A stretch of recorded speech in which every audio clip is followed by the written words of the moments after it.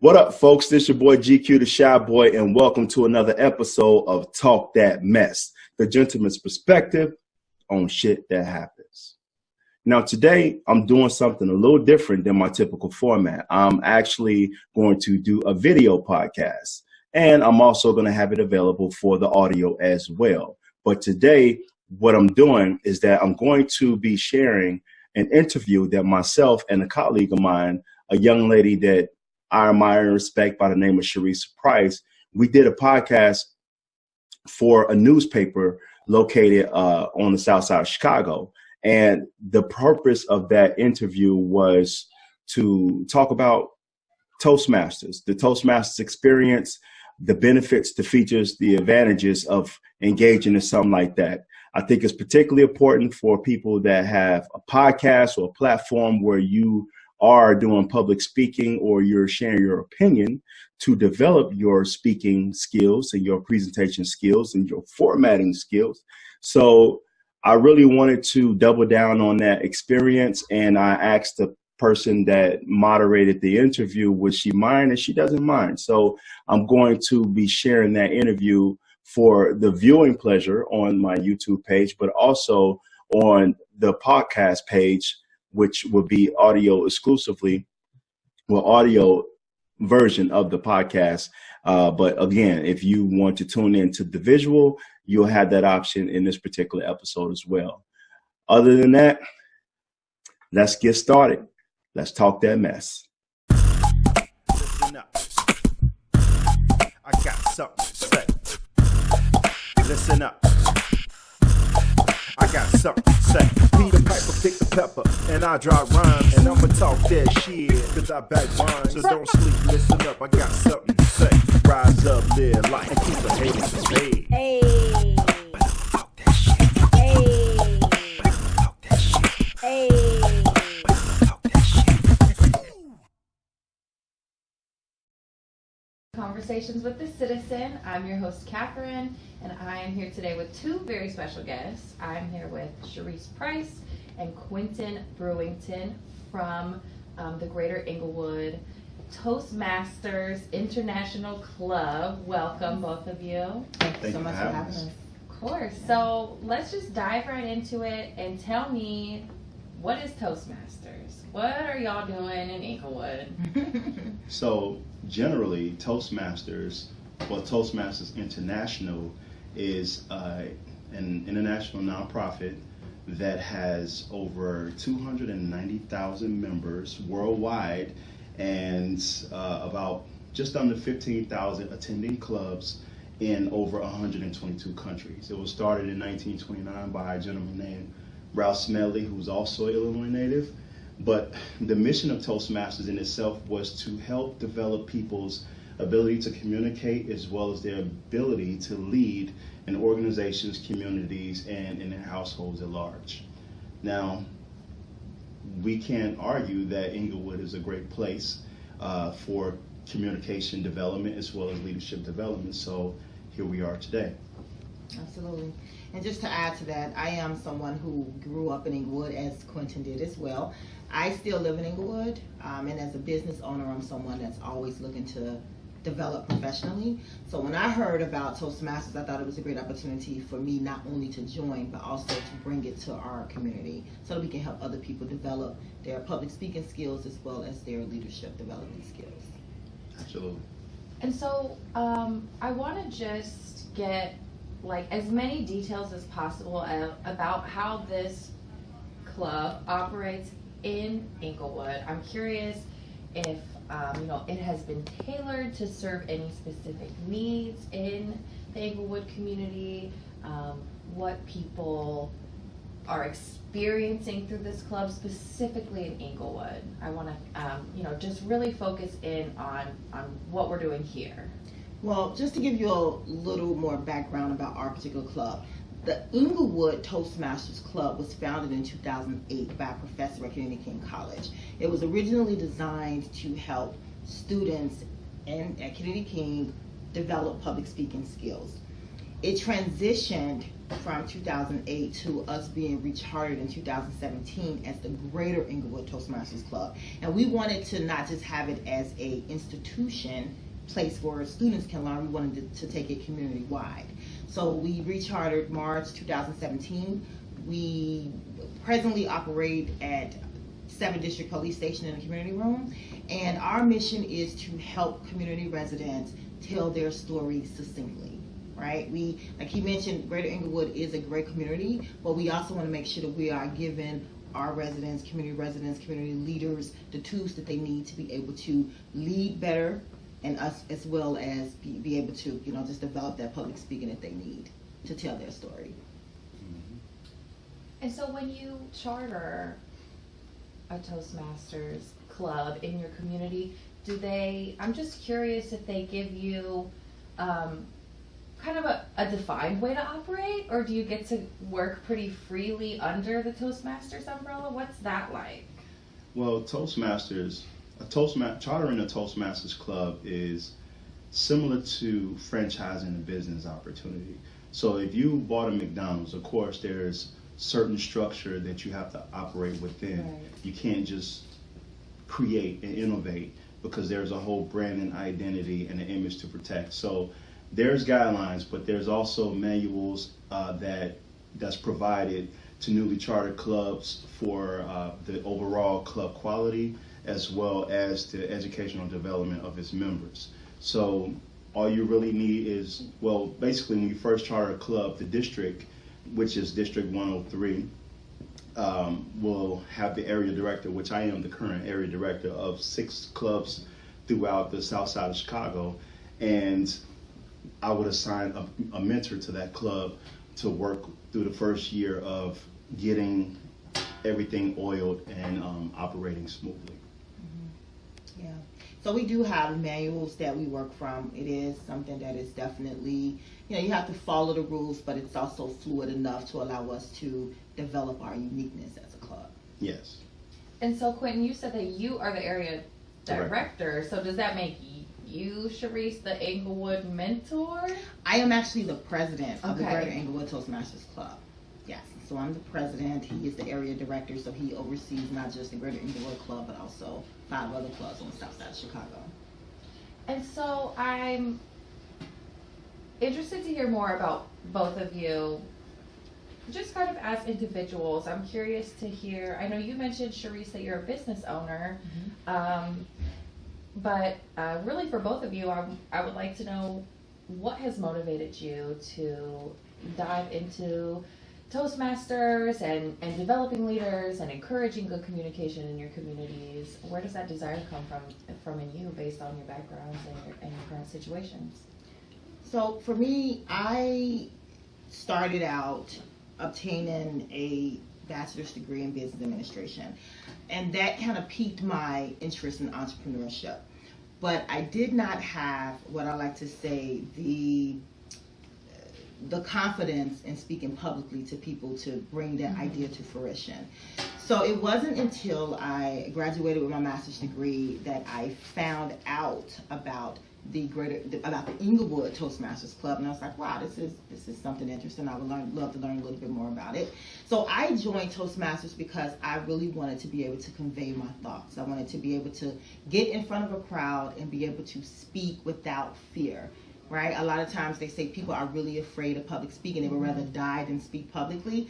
I don't know how true that is, but I've heard that. I know for me, I absolutely just did not want to be afraid of that. I wanted to be able to stand before any group of people and confidently be able to share my story as well as convey the thoughts that I want to convey. So that was my reason for joining Toastmasters originally, and it's really interesting because Quentin and I were talking about this over on the way to while we were driving here.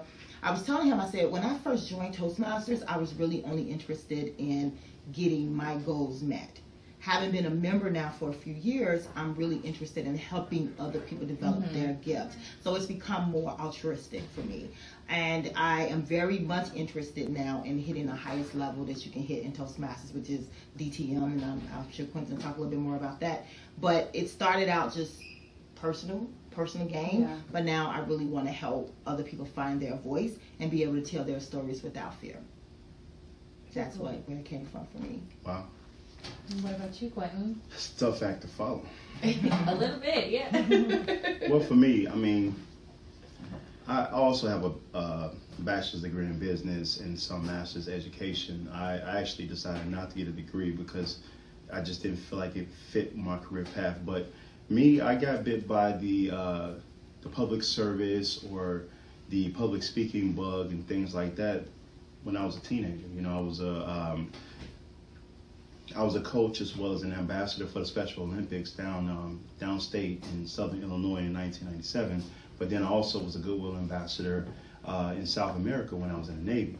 So one of the things that really turned me on or piqued my interest about public speaking is that when you operate under a certain level of credibility, it precedes you. So before you even get to where you are, people already have a perception of the quality of the individual or what you stand to bring to the table. So naturally, when I got out and I started going through my educational process and my career field and whatnot, I just saw how the ability to communicate was an asset to get me to where I wanted to go as far as my financial goals as well as the different things that I'm doing now. So, and even in my family. So it's been instrumental. I mean, the ability to communicate, it takes you places, say like in an interview. Like if you're working a job, most of us have to work for a living. So it would behoove you to know how to communicate and articulate your points in an interview about your skills and how you tend to be an asset to an employer. So that right there has definitely kept me on track. And then just for me to get where I want to be, eventually my end goal, you know, I realize I have to help other people get what they want. So that's why I'm being a service to my community, because I know how that creates a butterfly effect to people within the community that my kids are a part of. Mm-hmm. So you definitely want to kind of add value in that regard. So here I am. And you said that you oversee, I think you said six clubs, including my own. If you don't mind me asking, you know, how far is your reach? Where, and you don't have to tell me exactly. Well, it's okay because it's all public knowledge. But, right, I'm just curious, you know, what areas you're actually working on, and then we'll go back to talk about Okay.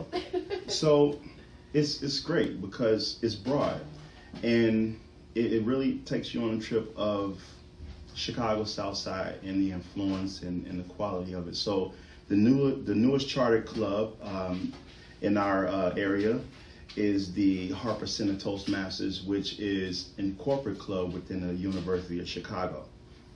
I was actually at the Bold Literary Talkers Toastmasters Club Monday night hosting a speech contest, and they are in Hyde Park, as well as the Renaissance Toastmasters, which meets in Hyde Park as well, right off Harper Avenue at the, I forget the name of the church. But then we have the Toastmasters Club on the south side, in the South Shore area, that meet in Trinity Hospital. Then we have, I'm going to forget somebody. You have the one in Bronzeville and then Greater Inglewood Toastmasters. There you go. So we go from all the way to Bronzeville, Hyde Park. Yeah, so definitely. Yeah. So you get a pretty, like you said, you get a pretty good, I don't know, like a broad range of the spectrum of things that are happening south of the Loop. And people. Yeah. And Toastmasters really, just to kind of, you know, along the lines of what Quentin just mentioned about the clubs, Toastmasters really operate in a very organized manner, right? Kind of like with your job.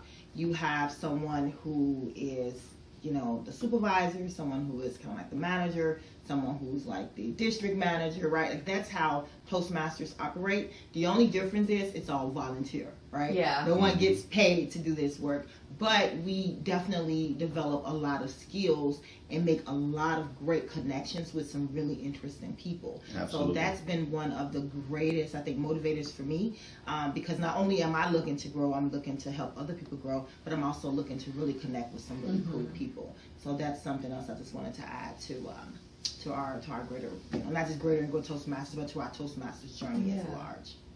And how often do you all meet? What is your schedule like? How long are your meetings? What is a typical?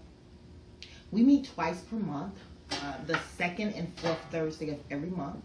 Our meetings start at 6:15. We're typically done about 8 o'clock, 8:15. And in those meetings, we do speeches, right? Like people get up and they give a speech.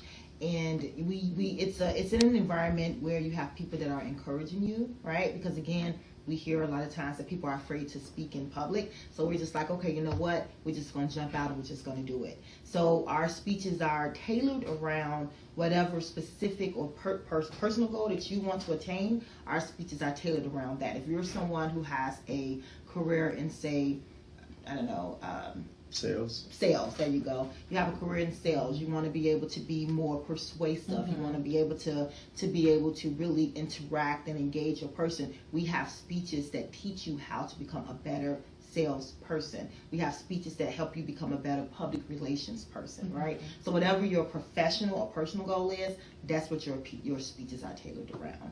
So that's typically how our clubs run. You're interested in giving a speech, you sign up, put you on the agenda, we encourage you, help mentor you, and just put you out there. And it's a little deeper. It goes a little deeper than that too, because communication is a two-way street.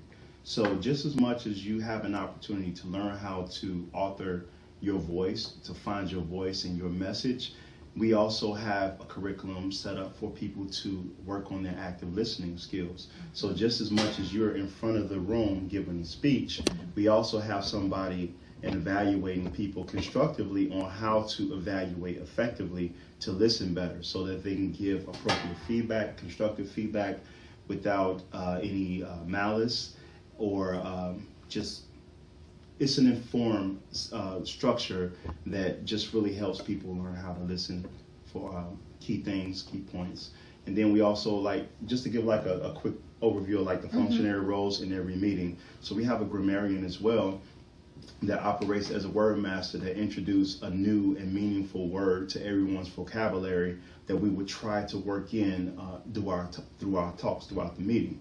But we also have somebody that counts the ahs and the ums and the filler words that we typically use in our daily conversation. I would not want somebody counting those.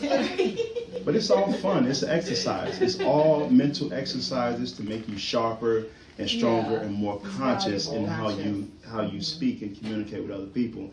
But then we also have a timer.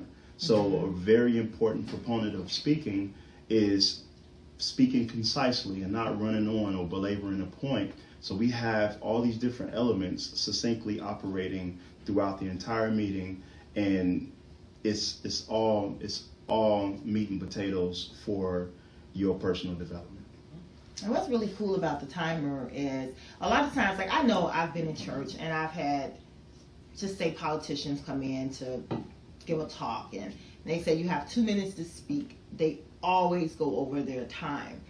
Toastmasters, we teach that if you have a certain amount of time that you have to speak within that time. And so the purpose of the timer is to keep you on track. If someone says, Catherine, you got 3 minutes.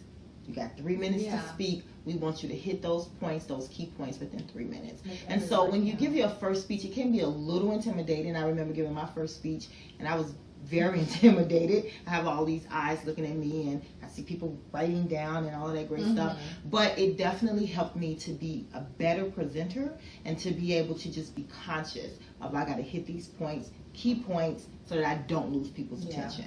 So it's really cool to have all of those aspects in our meetings. Yes. I keep thinking about all of my friends that dropped their public speaking classes in college. They probably would have done a little bit better if it would have been Toastmasters and stuff. Yeah, we definitely try to make it fun and interactive. Instead of just cut and dry public speaking. So I do want to get back to talking about Inglewood, I'm curious to hear from both of you, which I know we've already touched on this quite a bit, but I want to ask you both directly. What kind of an impact is this going to make, or are you hoping to make on the Inglewood community by offering this opportunity? Well, I'll say, you heard Sharice talk about how she still lives in the Inglewood community. I live right outside the Inglewood community. But I was actually, when I first came to Toastmasters, I was a part of a different club. And one of my mentors was actually telling me what he was planning to do, to come to this community and try to build something special. So I was like, man, I'm from Inglewood, and I want to follow your lead on that. So I opted to transfer membership so I could be a part of it. I mean, at the beginning, it was probably maybe 3 or 4 of us in the meeting every couple of weeks, and it's like, okay, well, we just have to do what we need to do to be here when people are ready. So one of the statistics that stood out to me is that, like, the average adjusted gross income in Inglewood is like $20-something thousand. And it's like, man, that's below the poverty lines for most people. So how can I be a part of creating something, either from encouraging or helping entrepreneurs learn how to sell their ideas, or helping people that want to be employed sell their self? So that's one of the ways that we can definitely be a part of it for a change, because for me, it really helped me financially to go from, well, just to make more so I can like properly do things. Because I mean, when you have children, I have kids, and healthcare is always a big thing for me.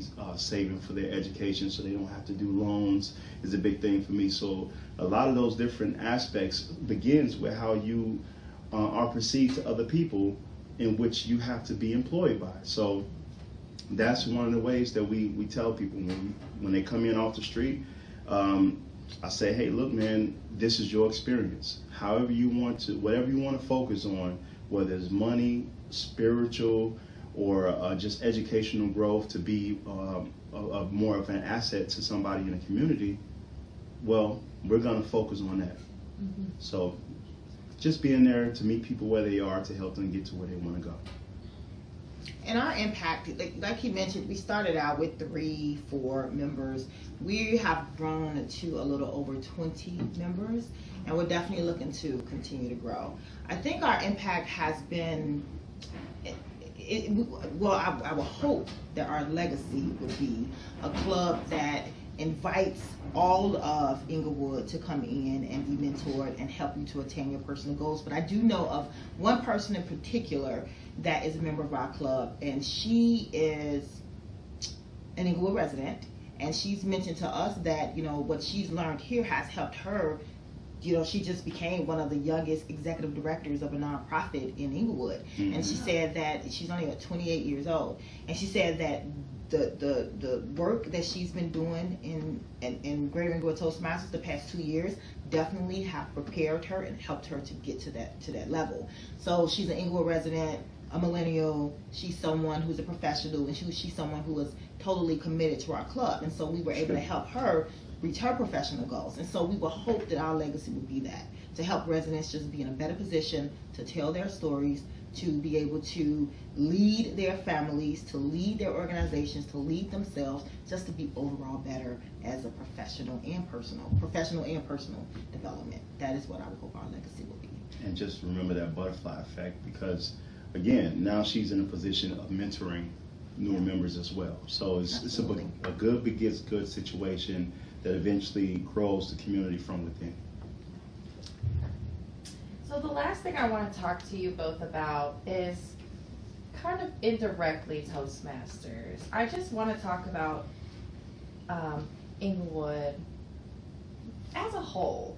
Yeah. From my perspective, I see so much momentum in the community.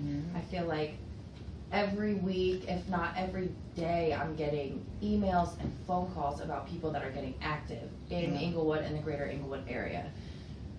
I don't live in Inglewood, you both do. I just want to ask you, what's the experience like there? What's the energy like? What is your perspective of the way that that the community is growing or changing or not. I'm just curious, how you feel and what you see. Can I start this? Go for it. So look, I just want to briefly introduce this idea that got me excited, but she's going to expound on it more because she was part of developing it. So the Greater Inglewood Toastmasters were invited to help entrepreneurs sell their idea to a group of investors to build businesses recently. And we came in, I think I unintentionally took over the keynote, the majority of that workshop, but it was kind of cool for me to hear all these business plans and people really take the time to figure out how they want to sell themselves, and for us to be a part of helping them tailor that message in under a certain time frame. And then to see the people that presented into that workshop, that plugged into it, that sidebar with us to really get it down, to see them take home 5 figures just to build their business within the community and to be a part of that.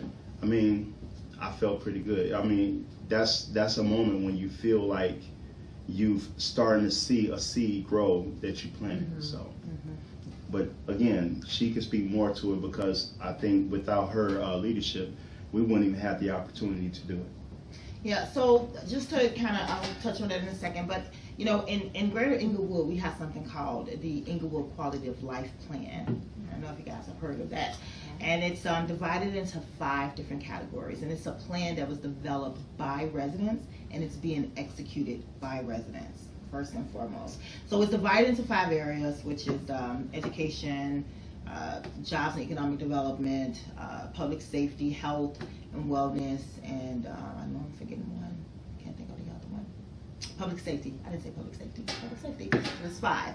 So within each category, we have Inglewood residents leading each of those task forces. The one that I was a part of leading was jobs and economic development, because I am someone who's very interested in promoting economic development. And so what he's speaking of is this plan that we developed called the business plan competition. And it's an opportunity for 10 residents or people who maybe have grew up in Inglewood but moved away but still have an idea of business that could benefit Inglewood residents. It's an opportunity for them to win a share of $40,000, right? And so they got to the point where they had to speak within a 3 to 5 minute pitch. They had to pitch their idea to these investors, and they had to do it within 3 to 5 minutes. Yeah. And so I brought in Inglewood Toastmasters to teach them to do that, to teach them to be impactful, right? Because you have 5 investors sitting in front of you. Mm-hmm. You want to pitch your idea, and you can use this $10,000 that you're going to get as a business owner, right? Or this $5,000, $3,000, whatever, however it was divided up. And so we were able to teach them to do that, and we had a few people, Inglewood business owners, walk away with, two of them won $10,000, another one won $3,000, another one won $5,000. These are all residents. And so being able to be a part of that was absolutely amazing. So that's another impact that I didn't even think to mention that Greater Inglewood Toastmasters I definitely had on the community. But just to kind of answer your question, I think that the synergy in Inglewood is one of optimism.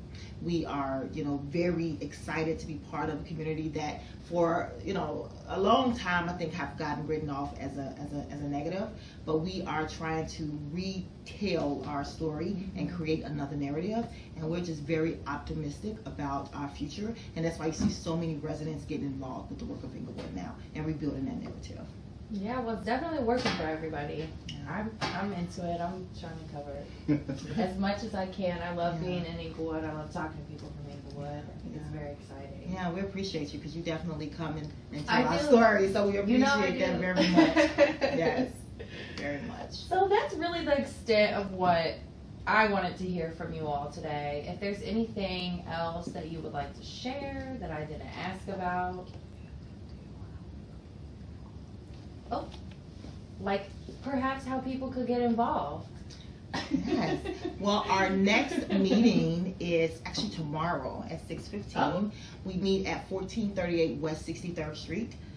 So if someone is interested in stopping by, please stop by. And then we also have a website that Quentin designed, a beautiful website. You want to tell me the name of? That's right. The website address is Greater Inglewood dot Toastmasters with an S clubs with an S.org. Greater Inglewood dot Toastmasters clubs.org. And you can also find us on Facebook, Greater Inglewood Toastmasters Club, and all that information will be listed on our site. Perfect. Well, once again, thank you both for coming in today. Quentin and Cherise, I'm very excited to have learned more about Toastmasters. I'm sure everybody else is as well. Thank you. Thank you so much for having Thank us. you Very very much much. appreciated. Of course, yeah, and thank you everybody for listening. I'm your host, Catherine. This is Conversations with a Citizen, and we'll be back next week.